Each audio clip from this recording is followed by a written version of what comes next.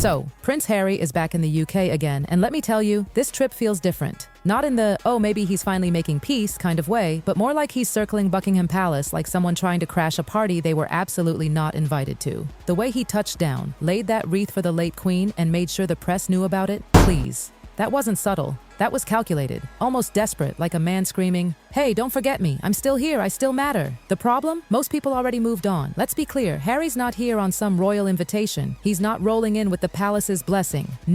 This is what people are calling a fake royal tour. 4 days of engagements, all arranged by his team, with Buckingham Palace maintaining radio silence. No warm words from King Charles, no public acknowledgement, nothing. And when the palace is silent, trust me, that silence speaks volumes. Think about it. His own father, the literal King of England, is just a few hundred miles away, yet he can't even be bothered to officially say, "Yes, my son is here." At best, there's been speculation that maybe, just maybe, Charles might meet Harry in private, hidden away from the cameras. But if that even happens, let's be honest, it's not out of love. It's damage control. Because every single time anyone in the firm so much as breathes near Harry, the tabloids explode, approval ratings slip, and the palace is left to clean up the mess. But honestly, that meeting probably won't happen at all. And then there's William. Oh, William has made sure his calendar is jam-packed. It's like he's on a marathon to be anywhere but near his brother. Charity visits, mental health engagements, memorials, you name it, he's doing it. And don't think for a second those were last-minute fillers.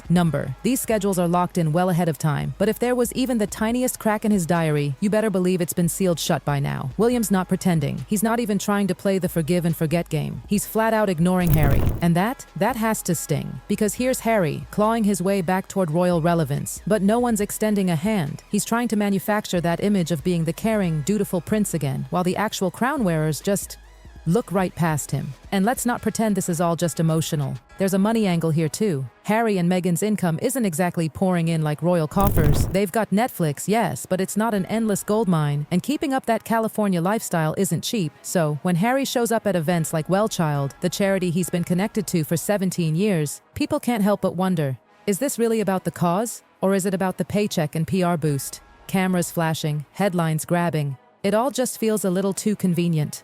Of course, no one's saying he doesn't care about the charity, but let's not pretend this isn't also about him trying to step back into the spotlight as Prince Harry again, the version of him that existed before Meghan, before Oprah, before Netflix. And speaking of Meghan, notice how she's nowhere to be found. Not even a shadow on this trip. That absence is loud. She's made it crystal clear she is not setting foot back in the UK unless it's absolutely necessary. Some claim it's about safety, others say it's about pride. But if we're being brutally honest, Meghan's absence is strategic. She wants no smoke, no icy stares from the royal family, no headlines dissecting every glance. She knows she'll never truly be accepted back, so she's keeping her distance and leaving Harry to handle this circus on his own. So here's Harry, playing out this awkward re-entry act, acting like his unofficial titles and old gestures still carry weight. But this isn't 2018. That goodwill is long gone. Trust, shot, sympathy, burned out. The monarchy has moved on. They're not looking for another Oprah interview or Netflix drama special. They've closed ranks, locked their doors, and put the "Do Not Disturb" sign on the palace gates. And Harry, he's the one outside, tapping on the glass, begging to be let in. Sure, he's doing all the textbook moves, charity speeches, laying wreaths, shaking hands, smiling for the cameras, but it's not landing anymore, because people see through it. They remember the lawsuits. They remember him dragging the UK government through court over security, acting like the country that raised him suddenly wasn't safe enough. That burned a lot of bridges, not just with officials, but with everyday Brits who once proudly called him the People's Prince. And then there's the hypocrisy. He claims the UK is too dangerous for his wife and kids, yet somehow he hops on a plane alone.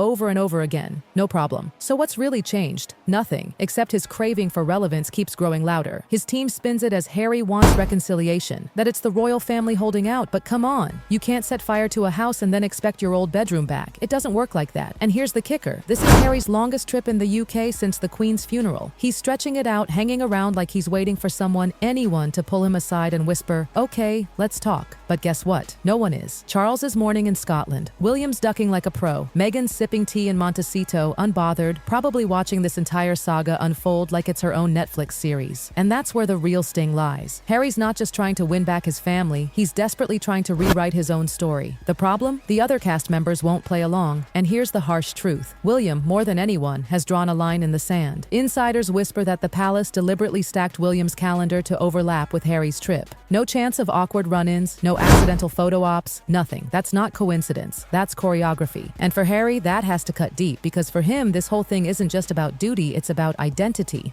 Let's face it, Harry thought leaving meant freedom. Freedom to be a modern man, a husband, a father. But what he didn't expect? That freedom comes with emptiness. Without the structure, the crown, the role, who exactly is he? Right now, he's not quite royal, not quite Hollywood, stuck in limbo, in this strange no man's land where neither side fully claims him. And here's the kicker. The public isn't buying his narrative anymore. Every speech gets dissected. Every tear looks rehearsed. The sympathy well is bone dry. People aren't swooning over poor Harry anymore. They're rolling their eyes saying, here we go again. Because if Harry really thought this trip would reset the story, well, he's learning the hard way. This isn't a fairy tale. There's no sweeping background music, no teary hug with William, no kneeling apology to his father. This is real life. And in real life, broken bridges don't magically rebuild just because you flew across the ocean. But oh, the rumors swirl. Some say Harry still dreams of moving back full-time, bringing Archie and Lilibet to the UK, maybe slipping into some honorary royal role if the mood ever shifts. But that's pure fantasy. That ship sailed and it's not coming back. The palace doors aren't just closed, they're bolted. And the public? They're not exactly begging for his return either. Because here's the thing, they don't see the young prince behind Diana's coffin anymore. That image is long gone. What they see now is the guy living in a California mansion, throwing accusations across the Atlantic. And let's be clear, he's not completely hated, not yet. There's still a slice of the population, especially older folks, who ache for him. They remember the little boy who lost his mother, the boy who never had a choice in any of this. They want to see him make peace, but even their patience is fading. Because every so-called peace attempt ends up stirring the pot even more. It's like Harry keeps trying to apologize, but with a microphone in his hand. And that's exactly the problem. The royal family, they don't do apologies in public. They don't sit for therapy sessions on TV. They don't do reconciliation through Netflix specials. They do silence. They close the curtains and wait for storms to pass. That's their way. But Harry, he keeps knocking louder, convinced that if people just understood his side, everything would change. And this is where Meghan's influence becomes impossible to ignore. She left without looking back, slammed the door, built a new life with new projects, new friends, new Hollywood connections. She's thriving in Montecito. Meanwhile, Harry's pacing outside the gates like a man who regrets leaving, who never fully made peace with his choice. And people are noticing.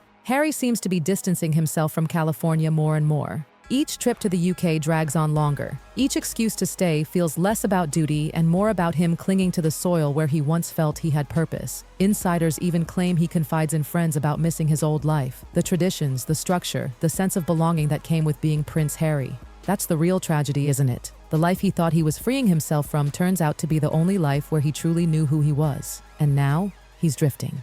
Those excuses about security, about Meghan's discomfort with the UK, they're starting to sound like noise. Excuses to cover the truth. They burned that bridge willingly, publicly, and now Harry wants to tiptoe back across. But some bridges, they don't come with blueprints for rebuilding. Not when your brother refuses to even glance in your direction. Not when your father is scheduling private grief around your PR tour. But still, Harry pushes, laying wreaths, shaking hands, smiling for cameras, as if each gesture might be the one that softens hearts. Maybe to him it means something deeper. Maybe he really does believe that if he just says the right words, plays the part well enough, the royals will finally let him back in. But here's the brutal truth. The story's already written. The firm has moved on. The roles are filled. The crown has no vacant chairs waiting for him. Harry's out here playing a role in a play that ended years ago, and no one's buying tickets anymore. And that right there is the heartbreak. He doesn't just want forgiveness, he wants the crown back. Not literally the crown on his head, but the place, the identity, the relevance that came with being inside that circle. He wants to matter again in the only world that ever gave him purpose. But that world, it's slammed the door shut, and all Harry's left with now is the echo of his own knocking.